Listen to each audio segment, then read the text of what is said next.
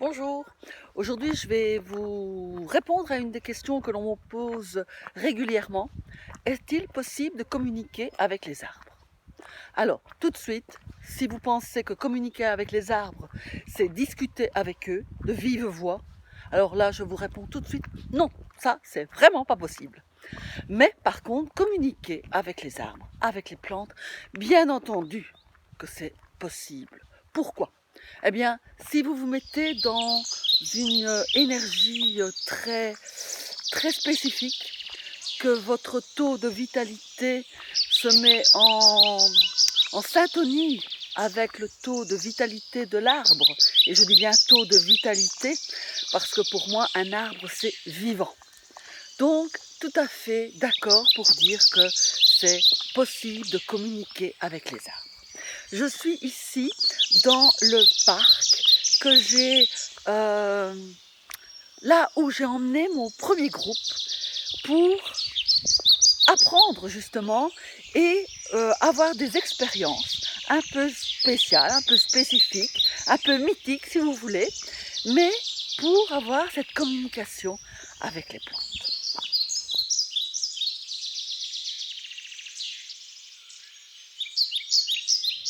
C'est un endroit que j'adore, puisque c'est ici que moi-même j'ai fait mes premières découvertes, mes premières expériences.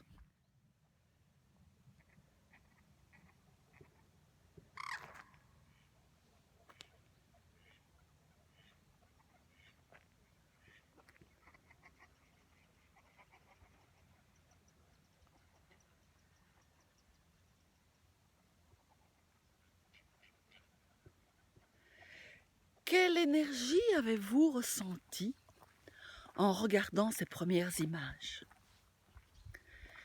On se sent dans un monde un peu différent. Nous sommes fin décembre, pratiquement la veille du Nouvel An, du 1er janvier 2020. Et le soleil est en train de luire. Le soleil arrive directement sur le lac et donne vraiment un reflet magnifique à cet endroit. Voilà, alors, cette question qui taraude beaucoup de personnes. Comment communiquer et surtout pourquoi communiquer avec les plantes?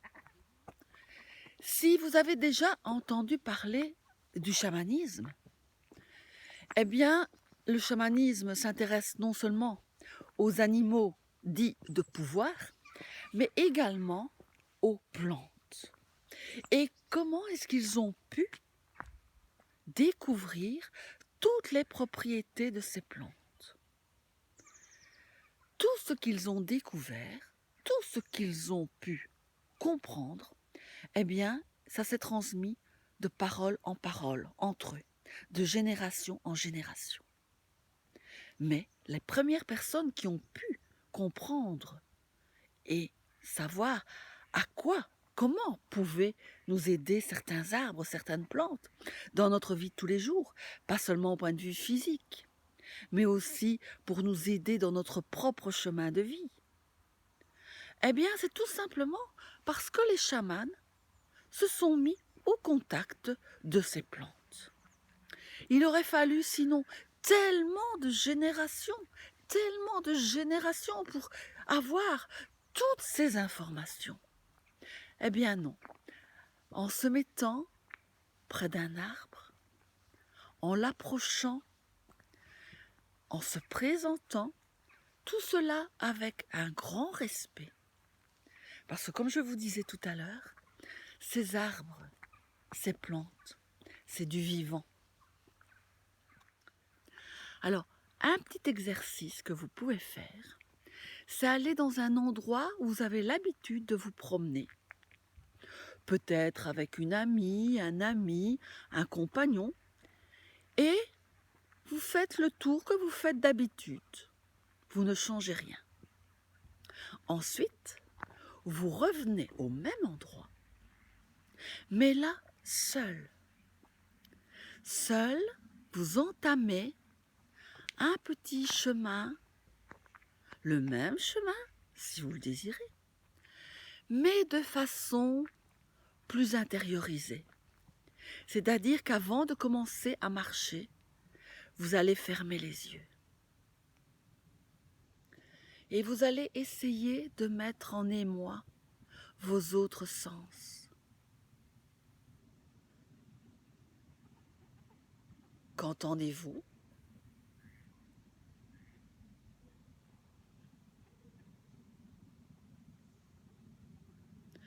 Ressentez-vous quelques rayons de soleil sur le visage? Ou le vent dans vos cheveux?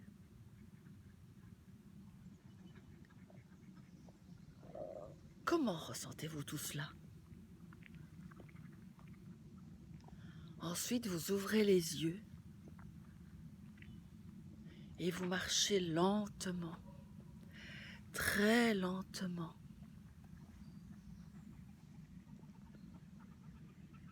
Et vous ressentez jusqu'au plus profond de vos cellules ce qui se passe.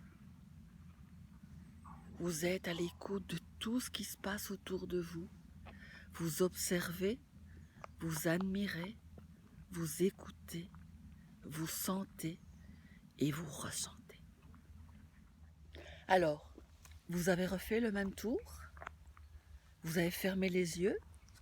Vous avez ressenti? Vous avez entendu? Et alors, qu'est-ce que cela vous a fait? Est-ce que l'expérience était identique à la première quand vous vous êtes promené avec quelqu'un? Ou peut-être seul, mais comme d'habitude, en marchant un peu plus vite, en faisant un peu moins attention. Peut-être que certains d'entre vous ont déjà l'habitude de tout admirer. Ceci, c'est déjà une approche différente. Et j'espère que déjà vous êtes mis à l'écoute, non seulement de l'environnement, mais également de ce qui se passait dans votre corps. Comment vous sentez-vous?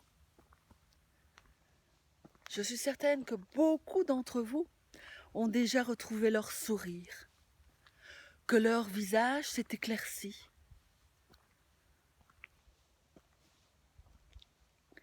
C'est une première expérience. La deuxième expérience, c'est de continuer à se promener et puis de se laisser choisir par un arbre. Vous avez bien entendu, se laisser choisir par un arbre. Vous allez peut-être me dire, se laisser choisir par un arbre. Mais non, c'est moi qui vais être attiré par l'arbre.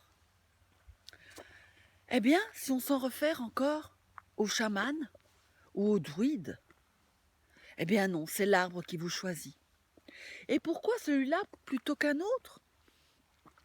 Tout simplement parce que pour le moment présent, et c'est important de vivre le moment présent, pour le moment présent, vous avez besoin de cet arbre.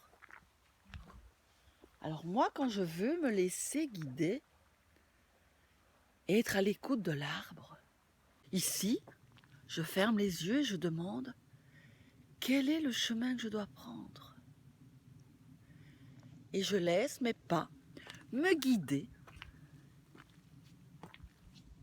Et ici, c'est un chemin un peu rocailleux qui monte. Je ressens quel est l'arbre qui m'attire aujourd'hui.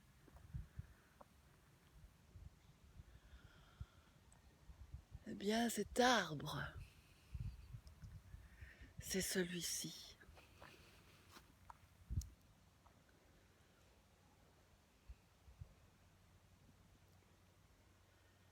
Peut-être que certains me diront, oh, ce n'est pas un arbre grand et fort. Peut-être. Mais il a certainement toute son importance aujourd'hui. Et la première chose à faire, vous allez vous présenter.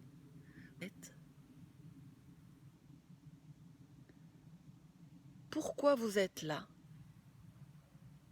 demandez s'il est d'accord d'échanger avec vous. Alors, vous voyez, vous avez sans doute entendu un canard qui s'est mis à crier tout d'un coup. Eh bien ça peut être une réponse. Vous pouvez entendre un bruit tout d'un coup qui vous dit « mais oui, c'est bien lui !» Et il insiste. Ou peut-être un rayon de soleil qui arrive, un peu de vent, ou tout simplement avoir l'impression de partir vers l'avant. De partir vers l'avant comme quelque chose qui dit oui, vas-y.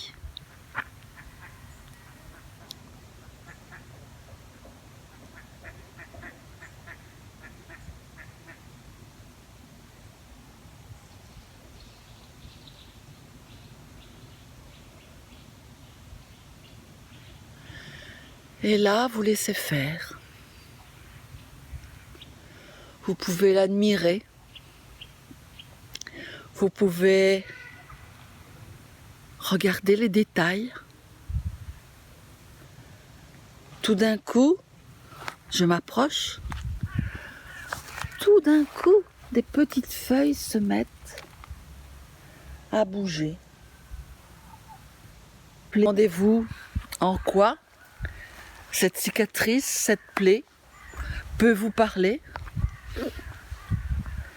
Mais l'important, c'est que malgré sa cicatrice, malgré sa nouvelle plaie, il vit toujours.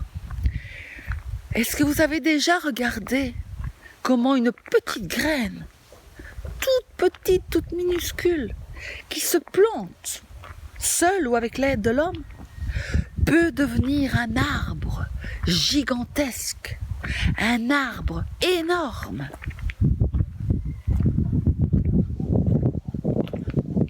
En peu d'années parfois.